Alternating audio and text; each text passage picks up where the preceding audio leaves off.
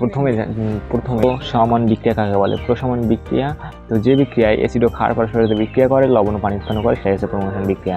তো প্রমোশন বিক্রিয়ায় এই লবণ ও পানি উৎপন্ন হয়।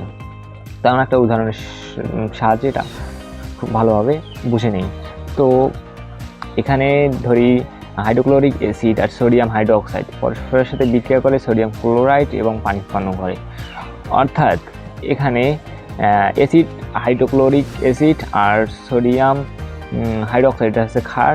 তো আমরা যে কোনো অ্যাসিড এবং যে কোনো ক্ষার নেই সেখান থেকে আমরা পাবো, যে কোনো অ্যাসিড নিলে সেখান থেকে পাবো আমরা হাইড্রোজেন আয়ন, আর যে কোনো ক্ষার নেই সেখান থেকে হাইড্রোক্সাইড আয়ন পাবো। অর্থাৎ এই হাইড্রোজেন আয়ন এবং হাইড্রোক্সাইড আয়ন পরস্পরের সাথে যুক্ত হয়ে পানি উৎপন্ন করবে। তো এই বিক্রিয়ার মূল যে বিষয়টি হচ্ছে সেটা হচ্ছে মানে পানি উৎপন্ন করে।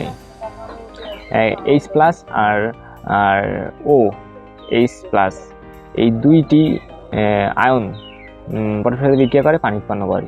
তো এই বিক্রিয়ার ফল প্রশমিত হয়। তো 1 মোল পানি উৎপন্ন করতে যে পরিমাণ তাপ উৎপন্ন হয় সেটাই হচ্ছে প্রশমন তাপ।